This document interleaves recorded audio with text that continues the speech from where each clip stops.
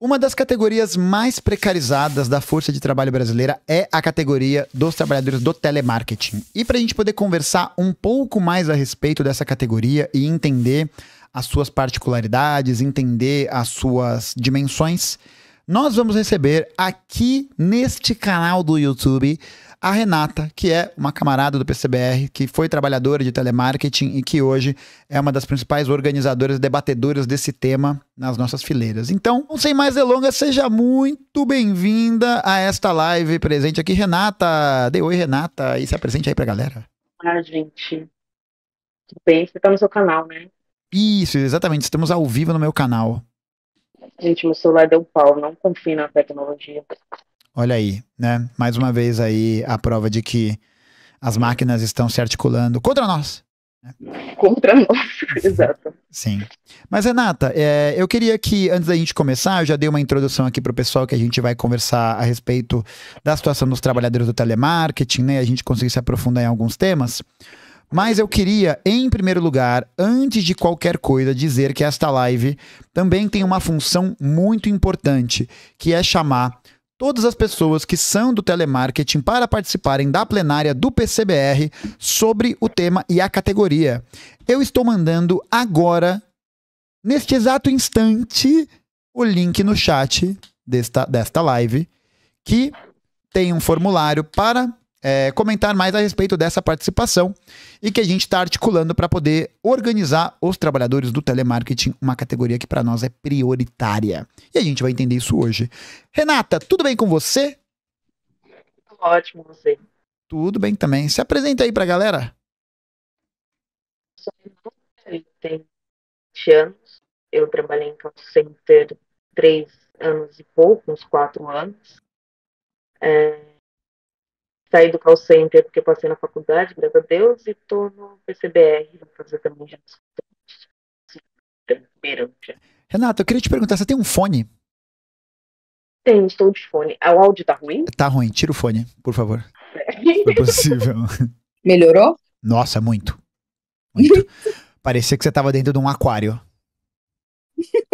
Sem mais delongas, quero primeiro agradecer a sua presença aqui para a gente poder falar um pouco mais a respeito desse tema.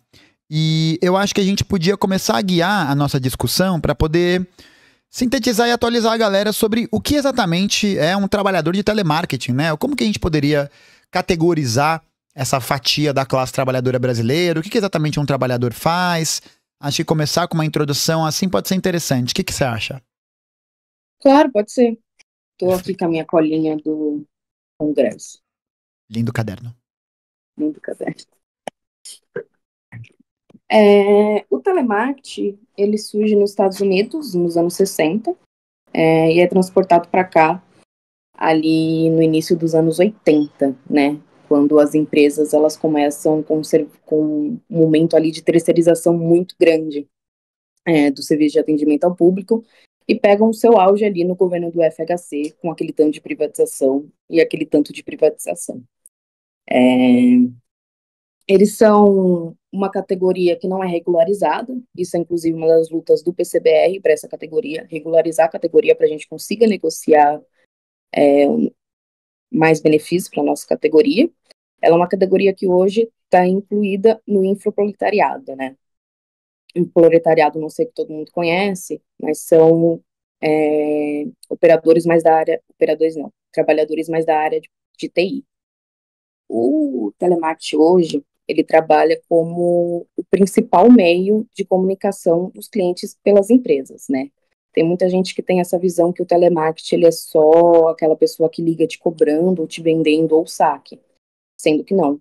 Hoje, eu chuto alto, assim, mais de 80% chuto baixo, na verdade, mais de 80% do serviço que requer essa interação com o cliente, vem do call center. Eu consigo citar aqui empresas gigantes que terceirizam todos os seus serviços de atendimento ao público no call center. O Meta, do Mark Zuckerberg, o SUS, hoje, o Itamaraty, todos os bancos brasileiros, inclusive o Santander, o telemarketing, ele começa com a terceirização, os primeiros atendimentos começam com atendimento ao banco, depois para os seguros, depois ali se estende, né, para todos os setores de atendimento ao cliente, toda a relação de atendimento ao cliente. Então, tem ouvidoria, chat, e-mail, qualquer coisa.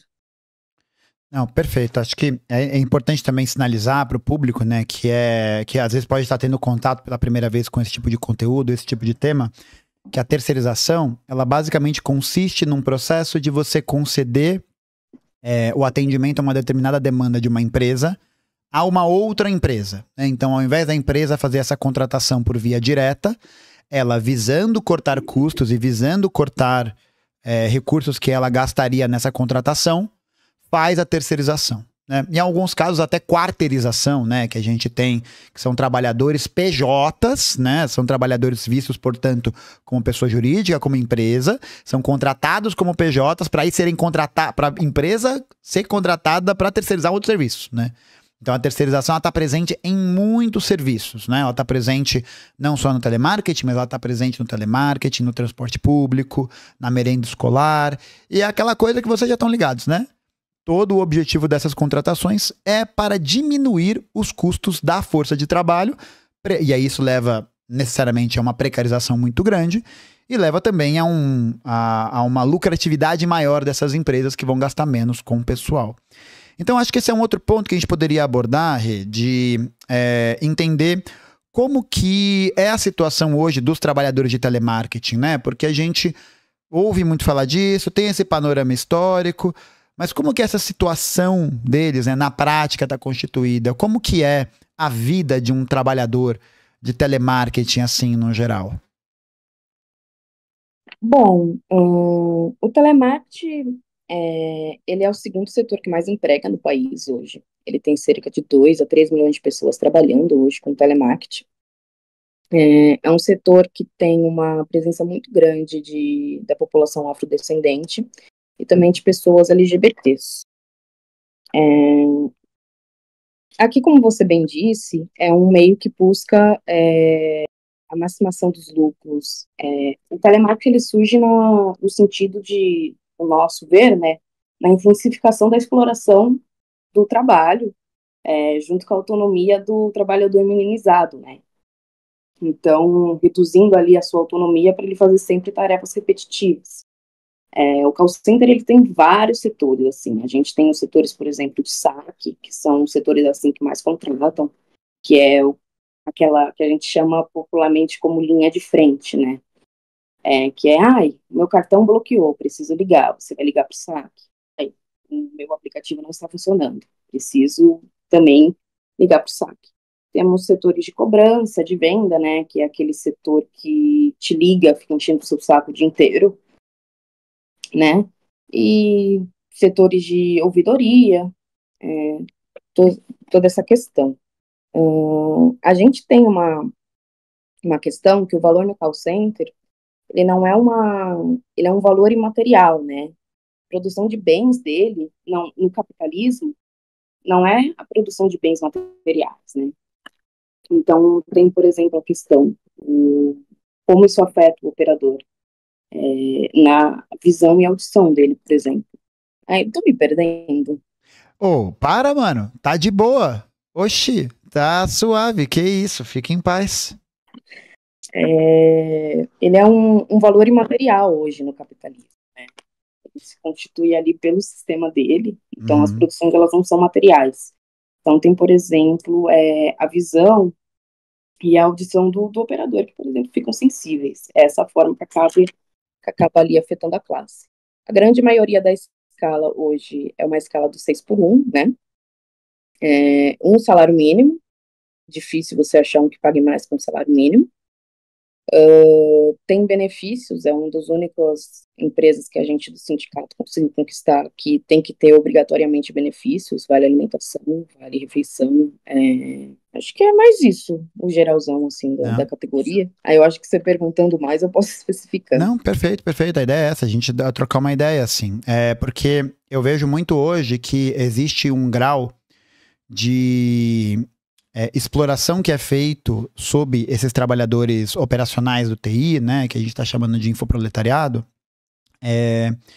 e de que há um altíssimo grau de rotatividade entre eles, né? A gente estava comentando um pouco sobre isso na live anteriormente, que é o fato de que para essas empresas vale muito a pena eles manterem essas condições de trabalho muito precárias, porque aí você tem uma grande massa, uma mão de obra muito grande, muito abundante, que é capacitada para poder fazer esse trabalho, como você falou, né? De operações repetitivas, de operações que são extenuantes nesse sentido, e que mostram também que a galera vai ser explorada até, né? Até ali o limite, e você vai trocar, né? E você simplesmente troca por um outro grupo, troca por uma outra pessoa.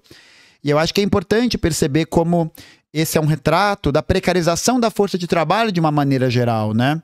Tava comentando, a gente tava, não sei se estava assistindo, mas a gente estava comentando sobre como nos últimos anos, nesse processo de aprofundamento da desindustrialização da produção brasileira e ao mesmo tempo da precarização da força de trabalho, esse tipo de serviço, né, esse tipo de categoria começa a se tornar cada vez mais dominante, né, cada vez mais presente nessa realidade. E acho que também é relevante trazer para o público, né, que quando a gente está falando de uma produção imaterial, né, a gente não está falando que a pessoa não trabalha ou que ela não tem materialidade no trabalho dela, né?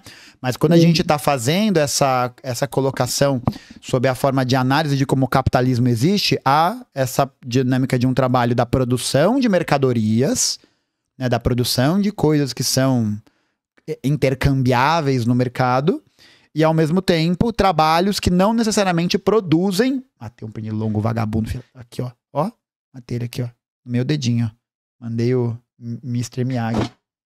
Porra, nossa, tá cheio de sangue. Ele deve ter sido responsável pela coceira que eu tô no meu cotovelo.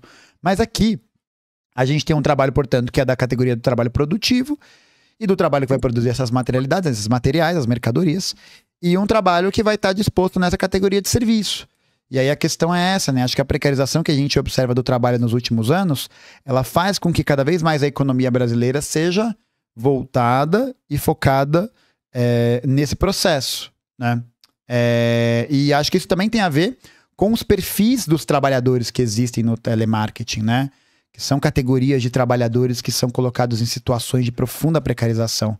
Você podia comentar um pouco mais a respeito disso, sobre quais são esses grupos de pessoas, né? Como que a categoria do telemarketing existe na realidade desse mundo do trabalho? Claro. Sobre a questão da rotatividade, eu acho que é um tema bem interessante. Eu vou começar nele porque é bem interessante de falar. Porque, vendo de fora, as pessoas elas têm a impressão que existe uma rotatividade muito grande no telemarketing, mas é uma rotatividade um pouco falsa, assim.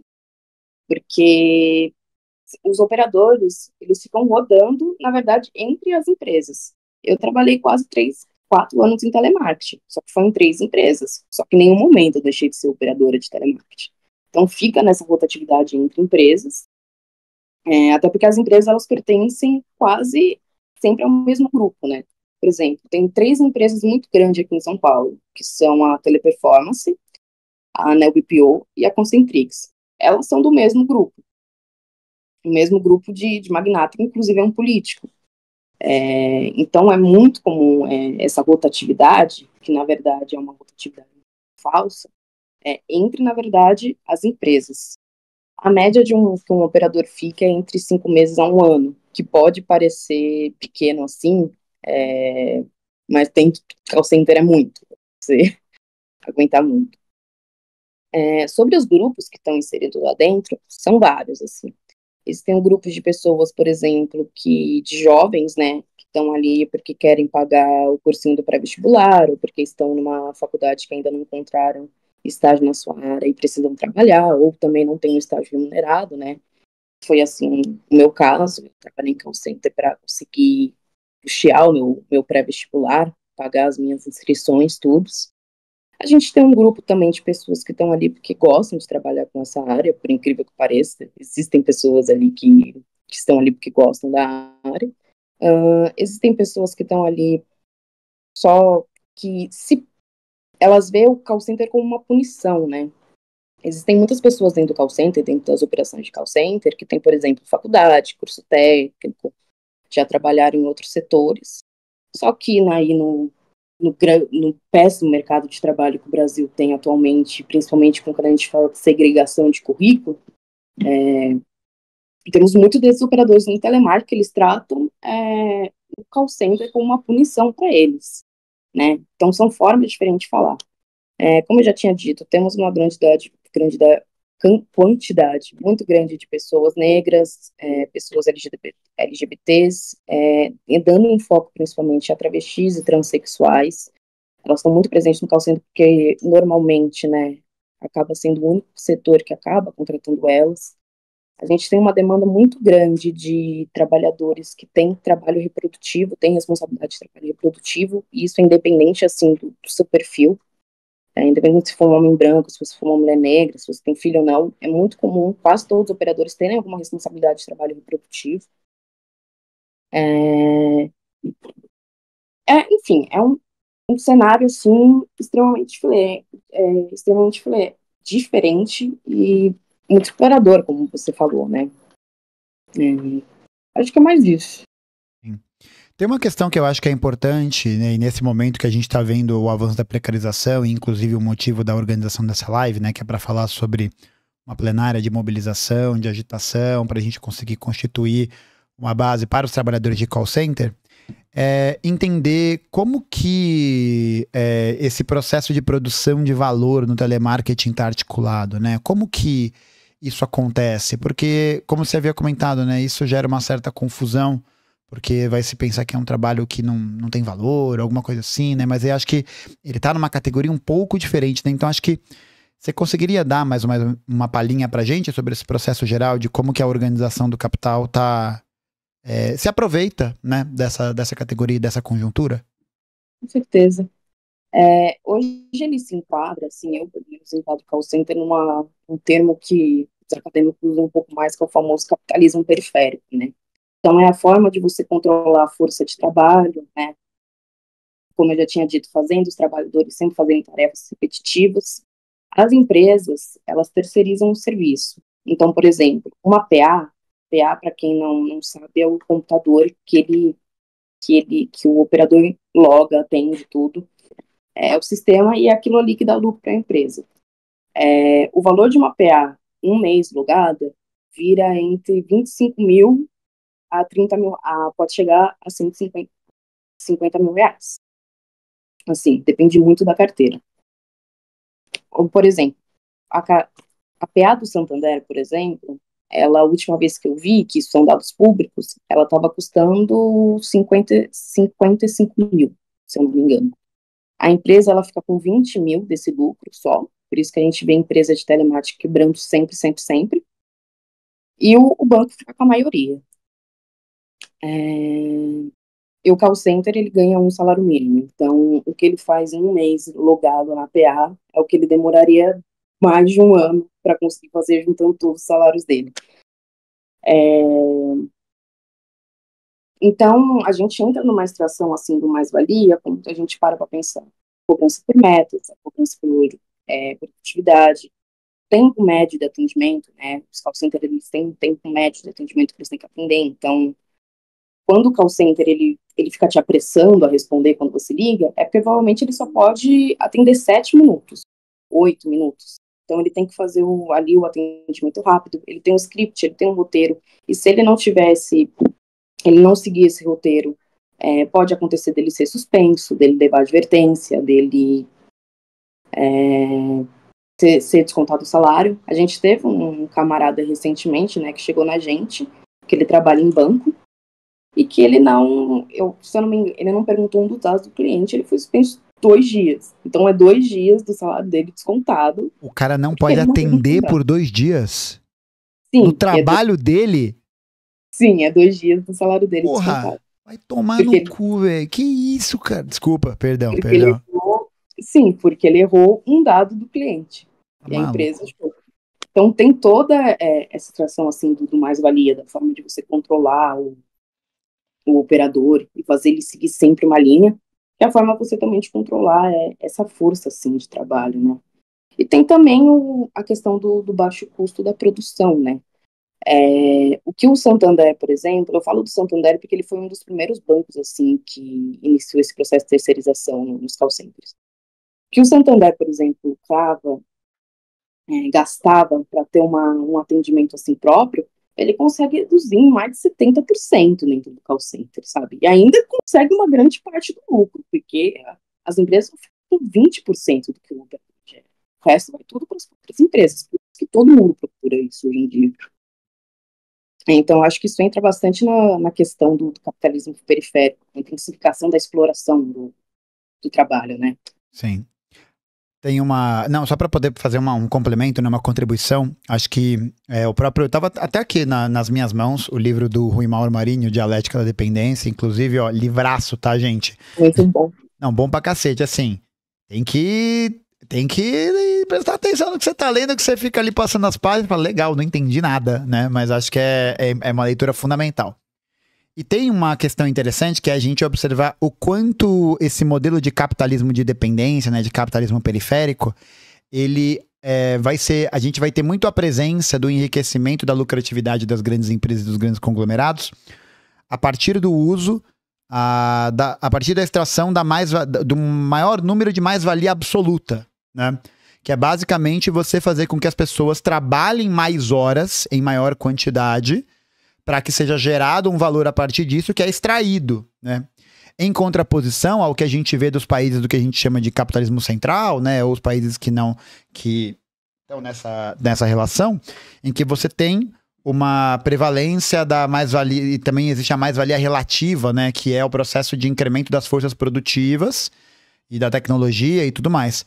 E é interessante a gente observar que nas situações de países, como é o caso do Brasil, que é um país de capitalismo periférico, a precarização do trabalho visa exatamente produzir uma mão de obra abundante, numerosa, barata, que não tem, como você falou, ganha-se um salário mínimo, se circula dentro das mesmas empresas, do mesmo circuito empresarial ali, e você não tem um investimento tecnológico com vistas para aumentar a produtividade, porque o lucro dessas empresas está sendo extraído a partir daqueles trabalhadores, e você contratar uma máquina, né, e manter o nível do salário estável, né, você não é o que está acontecendo hoje, né, que é a implementação de inteligência artificial e a desvalorização da força de trabalho ao mesmo tempo, né.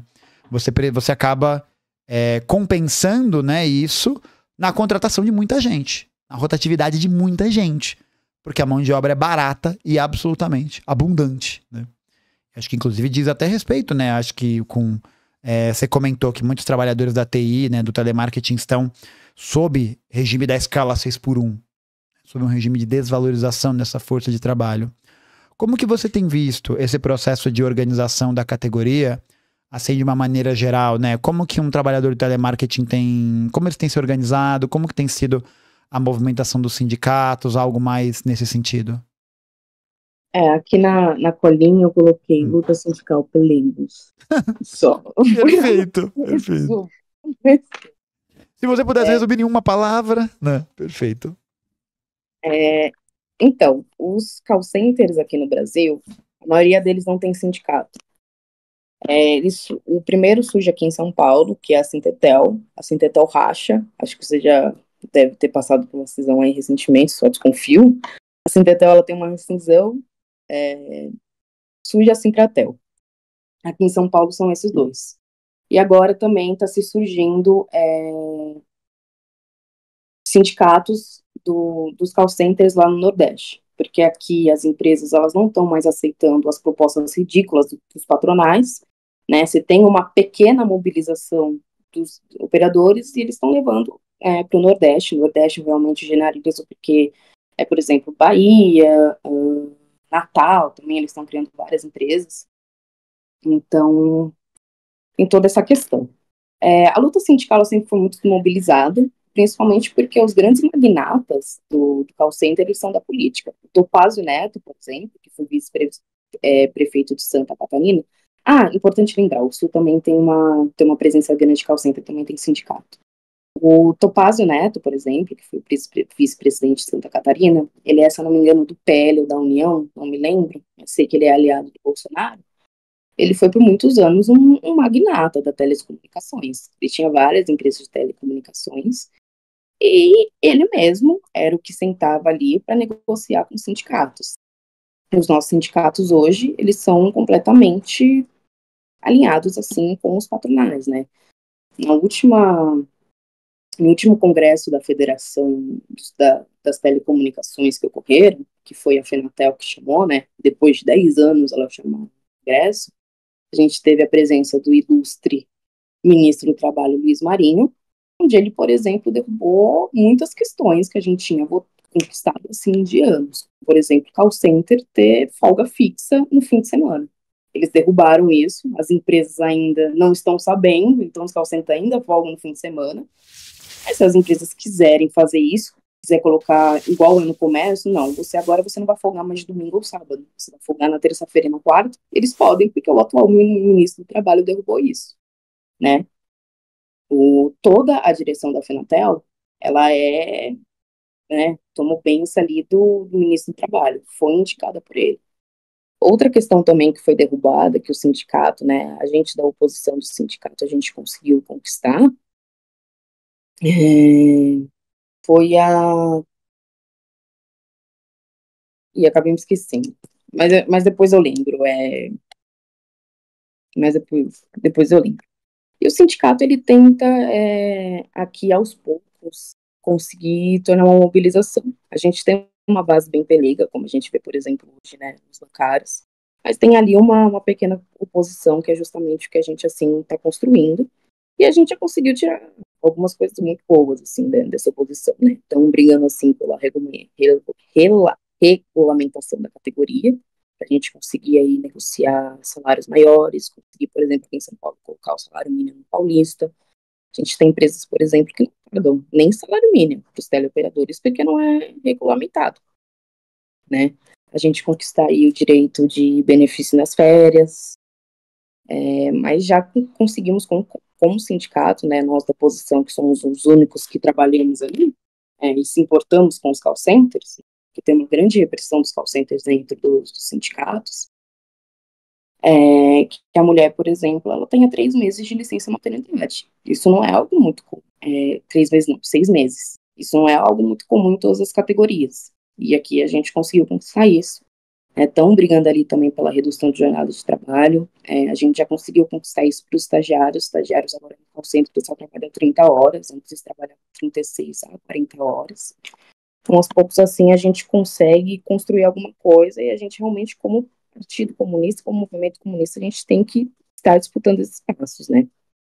Independente de ser pelego ou não, eu acho que Lenin, ele fala isso em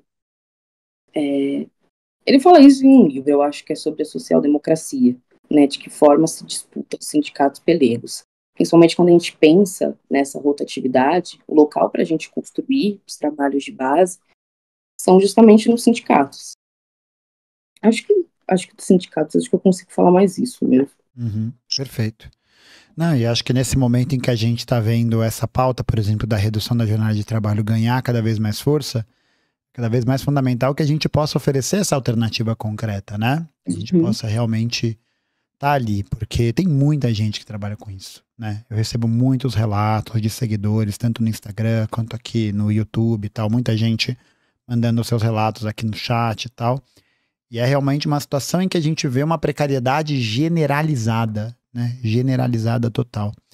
Eu, até para fazer um comentário breve, uma anedota, em 2014 eu fui contratado como operador de telemarketing num contrato de 1 ano. Eu trabalhei para uma empresa que prestava serviço para quem organizava a Olimpíada de Língua Portuguesa no Brasil. E aí o nosso trabalho era de organização, era um trabalho de assistência, né?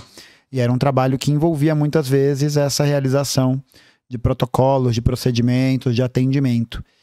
E, mano, era doideira. Demais, né? Era doideira. Eu que trabalhei assim eu passei uma época trabalhando com seguro de vida, né? E eu trabalhava com seguro de vida assim na pandemia.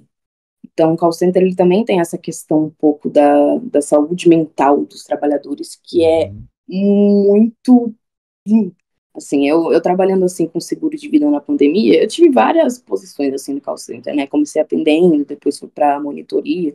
Monitoria é aquele inimigo dos operadores que vê se eles estão fazendo o script correto.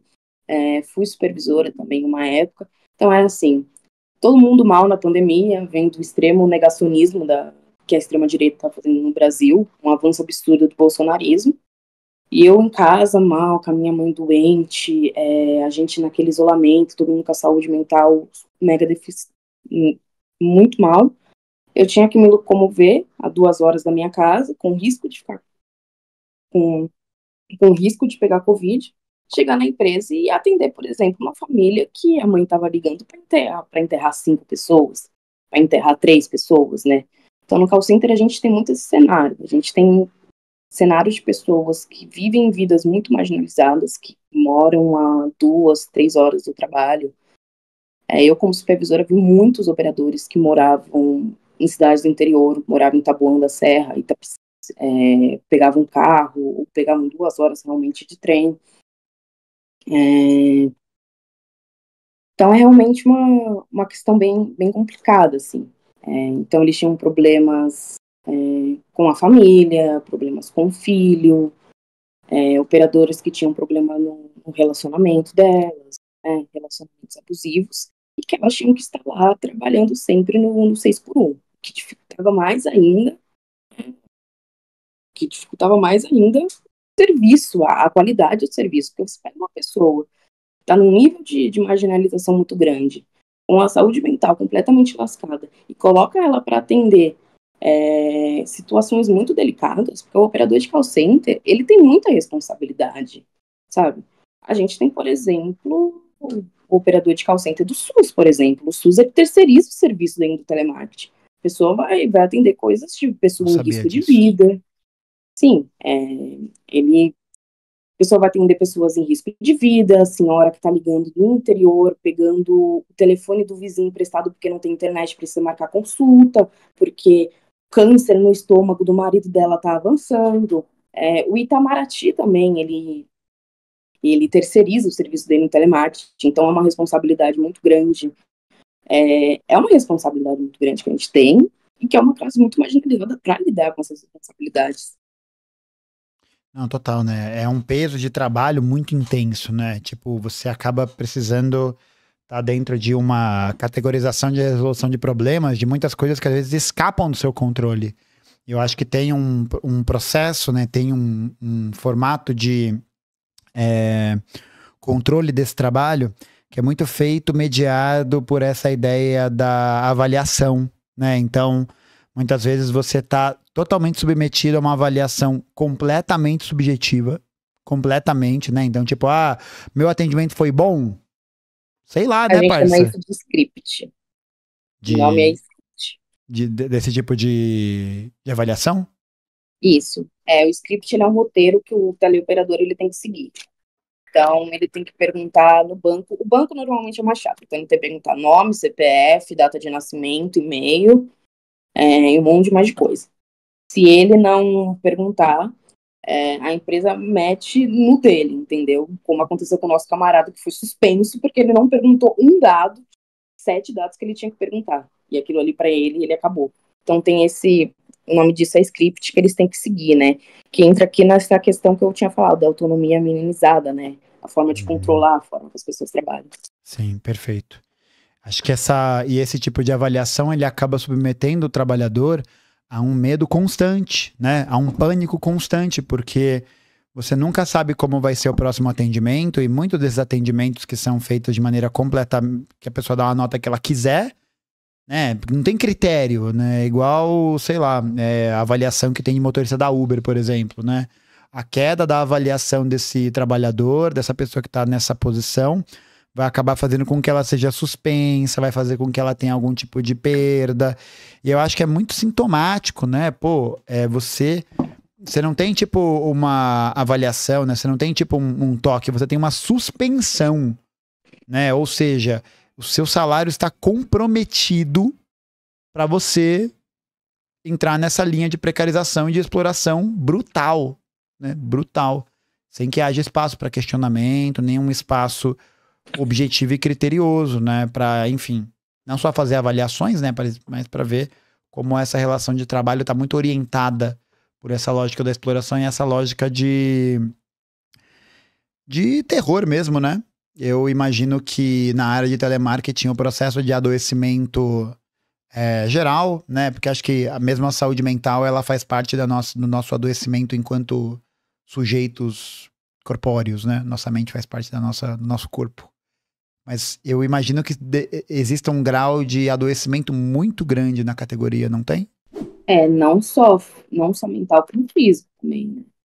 Eu, como supervisora, eu tive uma operadora que ela faleceu porque ela desenvolveu um problema no estômago. Em São Paulo, no call center, é 20 minutos de almoço. Ninguém come 20 minutos de almoço, né? Então, a pessoa, ela tinha que recorrer a produtos superfaturados, que são péssimos para a saúde, ela tinha que comer muito rápido, né? São vários operadores, então também tem a fila para ir no banheiro, a fila para esquentar a marmita, tudo isso em 20 minutos. E a gente teve uma operadora, Sabrina, o nome dela, que ela, em coisa de 6 meses trabalhando no call center, desenvolveu um problema no estômago por conta disso, por conta de ter que comer 20 minutos, e faleceu, de morte súbita. Morte súbita não, né? Falei errado. Enfim, operadores que engordam no call center, né? Eu engordei acho que 20 quilos no call center. Tive uma crise de dermatite no meu cabelo caiu pela metade, agora ele está recuperado. O grau de obesidade no call center, de pessoas que não entram na obesidade, vão indo para a obesidade 1 e 2, é muito grande, porque você fica o tempo inteiro ali 6, 7, 8 horas sentado, numa posição. Os supervisores não, o planejamento controla as pausas, você fica extremamente ansiosa, você fica comendo sempre, pelo menos para mim era um pouco assim, eu ficava muito ansiosa. O número de pessoas que fumam é muito grande. Eu comecei a fumar assim, nessa época, comecei a trabalhar de call center, eu ainda era menor de idade, eu comecei a fumar já nessa época. Problemas na voz, pessoas que saem do call center e ficam levemente surdas no ouvido, porque ficam o tempo inteiro com aquilo ali, com um som que é desregulamentado, né? As pausas, elas são... Muita gente acha que o call center, ele dá pausa porque, o trabalhador tem que ter um momento para descansar. Não é isso. O call center, hoje, ele só tem pausa, patronais, né? Os patrões só dão pausa, porque a lei obriga que eles tirem o headphone para não ficar ouvindo barulho sempre. Porque se não fosse isso, eles não dariam pausa. Porque é muito comum você ouvir na mesa de negociação do patronal falando, trabalha 6 horas por dia e ainda quer reclamar de alguma coisa. Por eles nem davam pausa, entendeu? Eles nem davam pausa. Call centers que tem muito problema assim de visão. O meu grau de óculos eu uso desde pequeno, né? Então tem essa questão. Mas o meu era 5,5. Eu saí do call center, o meu agora é 1,25 aqui, e aqui é 2, por exemplo. Então, além de uma saúde mental muito estabilizada, é um problema físico também, né? Não, total. Acho que é bizarro, né? Porque você vê que é uma condição de trabalho que vai submetendo a pessoa a um grau de exploração tão grande e que ela não vai encontrando muita esperança por onde se mobilizar, né? Porque parece uma curva descendente muito acelerada, né? Porque é um ritmo muito intenso, porque a qualidade de vida que se tem em paralelo ao trabalho, né? Do almoço, do descanso, do adoecimento geral. Eu tenho essa impressão, né, de que é uma parada que acelera a precariedade da vida muito rapidamente. Muito, muito, muito rapidamente. Assim, eu lembro na época que eu trabalhei fazendo os atendimentos, tinha época que era mais tranquilo, que não eram períodos de inscrição, assim, né, das paradas, de envio dos documentos, parará, periri, pororó. Cara, na época que era, acho que inscrição municipal, que era o que a gente fazia, né? Ou seja, era a maior fase, né? Porque são 5.000 municípios nessa lambreta chamada Brasil, e aí ligavam os 5.000 municípios nessas mesmas condições. Era a professora que tinha que ligar do orelhão de uma escola rural que não tinha telefone, que precisava, posso ligar na terça-feira. Então, se você não anota as paradas da pessoa para atender na terça-feira, azedou, acabou. Exato. Ela não consegue, então é uma responsabilidade muito grande. Nossa, e era assim, abrir a linha, eu lembro que a gente entrava às 8 da manhã, abrir a linha Assim, liberou, começava. O som, mano, Demais, né? nossa, bizarro, bizarro. E era atendimento das 8 às 10 da noite, sem parar. Teve dia que eu trabalhei das 8 da manhã às 10. Ganhei hora extra, tava tudo registrado, tudo bonitinho. Ganhei ali, mas, mano, das 8 às 10 da noite, insano, sem parar. Porque, mesmo isso, né? Naquele caso, era uma política pública que ninguém queria perder. Claro, né? Era uma parada da hora, a galera queria inscrever os alunos, os projetos e tal. E agora eu fico pensando, né, nessa ampliação dos serviços, né, nesse processo em que essa terceirização acontece cada vez mais, ela é cada vez mais presente, o nível de demanda que existe, né? Porque eu acho que isso é uma coisa bizarra, assim, completamente descabida de um ritmo minimamente salubre de trabalho, né? Acho que é principalmente por isso. Bom, mas enfim, contei aqui a história, só queria comentar a respeito disso. Também queria dizer, né, mais uma vez reforçar aqui a importância de que é preciso que a gente consiga construir essa saída, né? E eu queria te perguntar, né, como que você tem visto esse processo, como que os comunistas veem esse processo da organização dos trabalhadores de telemarketing, né? A gente comentou um pouco a respeito dos sindicatos, comentou um pouco a respeito dessa organização mais consolidada nesses campos, mas como que você vê o futuro, né, dessa organização e dessa relação dos comunistas com essa categoria? Olha, eu vejo uma coisa muito positiva, assim, porque independente, ali no telemarketing tem muitas pessoas de direita, mas independente se é de direita ou não, eles conseguem ter uma noção que eles são extremamente explorados, assim. No telemarketing você tem que conversar diferente, assim, com cada pessoa, né? Eu lembro que na minha antiga empresa, tinha uma moça que ela sempre falava, sindicato não serve pra nada, trabalho anos no call center e ganho dinheiro, né, que ela trabalhava com comissão, então eu quero trabalhar para ganhar essa comissão, tudo isso, redução de jornada, ela era mais ou menos assim contra, né, aí eu falei, olha, você já percebeu que, e ela era uma mulher negra, assim, com 2 filhos, aí quando eu entrei nessa questão, né, um pouco da cor dela, né, nossa, você percebe que aqui a maioria das mulheres são mulheres afrodescendentes? Essa coisa que uma parte da esquerda chama muito de identitário, que fala que pobre não gosta de conversar sobre isso, ela se interessou bastante, assim, né, porque ela entendeu, nossa, eu como mulher negra, eu tô sendo mais precarizada que uma mulher branca, né, porque eu vou fazer entrevista em setores melhores, empregos melhores, e quem passa é a mulher branca, e eu sou uma mulher negra, sou um telemarketing.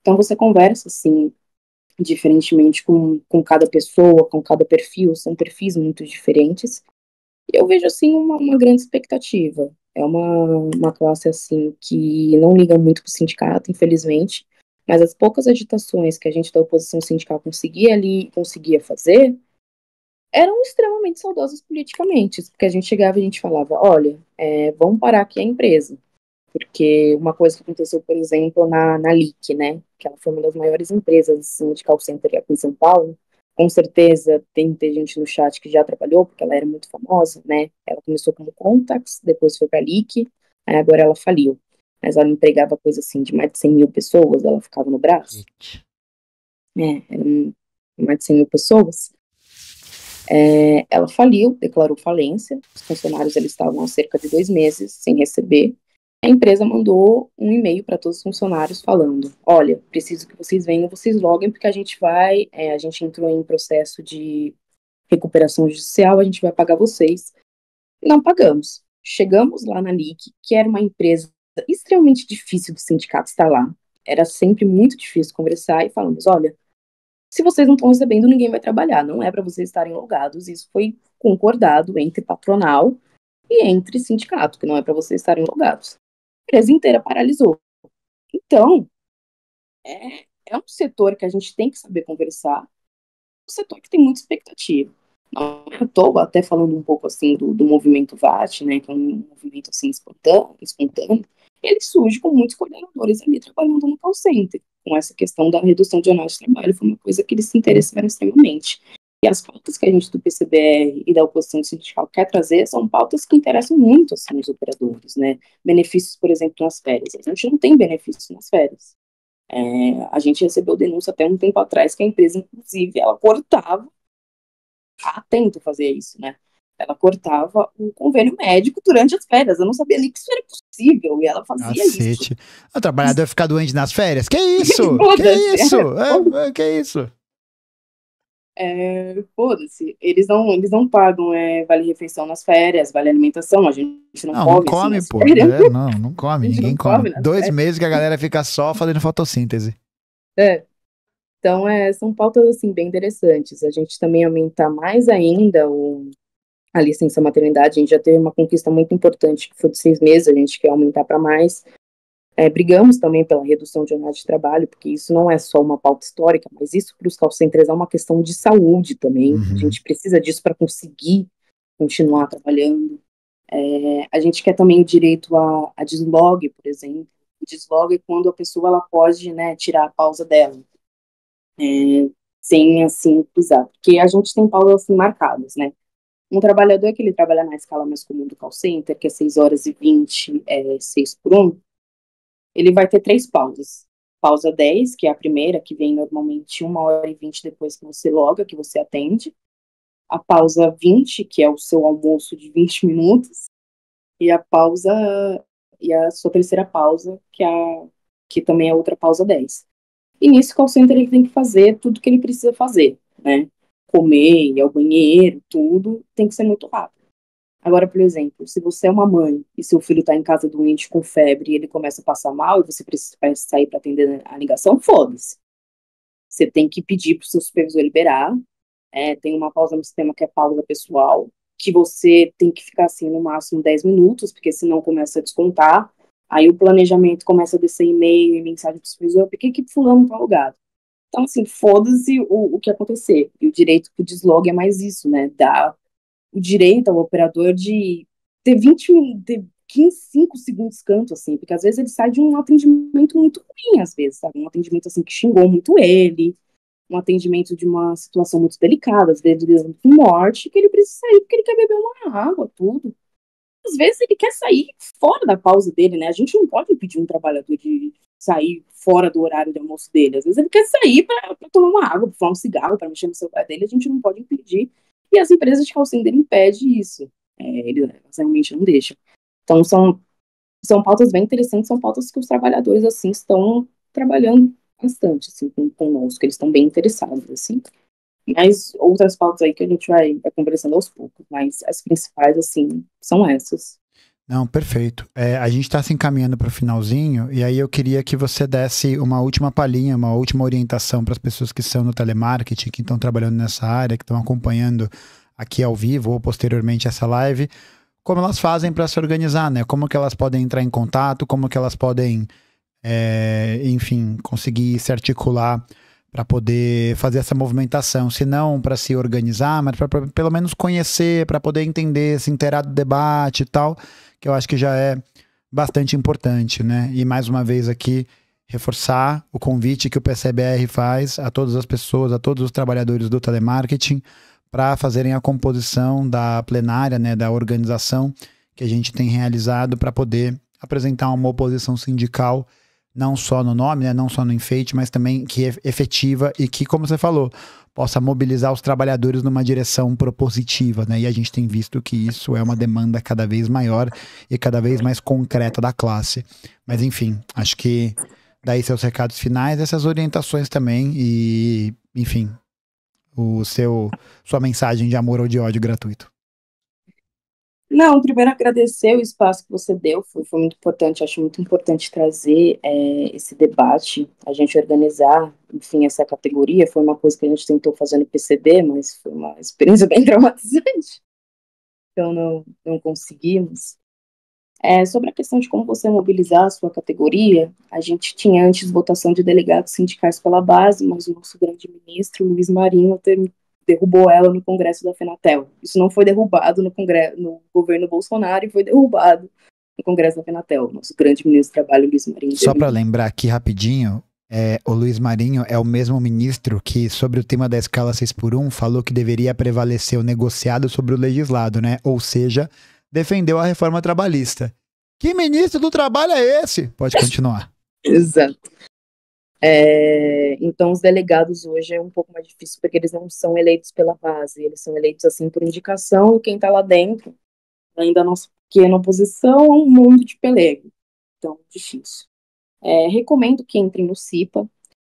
CIPA é uma parte muito importante da empresa, porque é uma parte que lida diretamente, assim, com a saúde do supervisor não, do operador, de todo trabalhador, assim, porque tem muita gente que acha que o CIPA é só pessoa ali que fica andando com um crachazinho e pode folgar algum dia, porque tem dias, se não me engano, que eles dão uma folga. Mas não. Um operador que está no CIPA pode paralisar uma operação, por exemplo. Se eles verem que o ar-condicionado está quebrado. O ar-condicionado dentro do call center ele não pode ficar quebrado, né? Por conta que são muitas pessoas do mesmo espaço. Se o operador do CIPA ele vê que o ar-condicionado está quebrado e falar, eu quero paralisar essa operação, ele pode. Então é muito importante que se organize dentro do CIPA. E vocês podem mandar também um e-mail representando, assim, pedindo para ser representante das empresas, né, foi uma forma que a gente encontrou para conseguir suprimir essa questão dos delegados de base, dos delegados sindicais. Então, você praticamente seria, assim, um porta-voz de pegar as denúncias dos operadores, que são muitas, e conseguir levar para o sindicato, assim, para a gente resolver. É muito importante manter esse contato com o sindicato, assim, e com a base. A questão do sindicato é mais isso mesmo. Mais uma vez agradecer pelo espaço que você está dando, participando da plenária, é muito importante. E obrigado, é isso. Perfeito. Para você poder também conhecer um pouco mais, entrar em contato, eu vou deixar aqui no comentário fixado desse vídeo as redes do PCBR, do Comitê Local de São Paulo, mas também as redes nacionais. Porque preparando muitos conteúdos para os call centers. Muitos conteúdos, lots of conteúdo, inshallah, muito conteúdo, tanto na página do PCBR São Paulo quanto na página nacional, porque como a Renata falou, essa não é uma questão, nós falamos de São Paulo, mas essa não é uma questão que está ligada mera e exclusivamente a São Paulo, mas sim uma questão de caráter nacional. Quero mais uma vez agradecer demais a sua presença, Renata, e é isso, vamos continuar aí na luta, para o que precisar, estamos aí presentes, tá bom? Obrigada. Essa lá vai ficar salva? Vai ficar salva sim. Então todo legal, mundo. vou poder ver. Sim, exatamente. Então essa live vai ficar salva para que todo mundo, todos os trabalhadores de telemarketing que não puderam acompanhar a live porque estão fodidos nos seus trabalhos. Trabalhando, vão poder. 20 minutos dele. Exatamente, vão poder acelerar, ver isso aqui no vezes 2 na pausa de 20 minutos, né? Não, é impossível, não dá. Gente, mantenham os vídeos na velocidade normal, tá bom? Chega desse ritmo de aceleração e acumulação de capital. Chega, tá bom?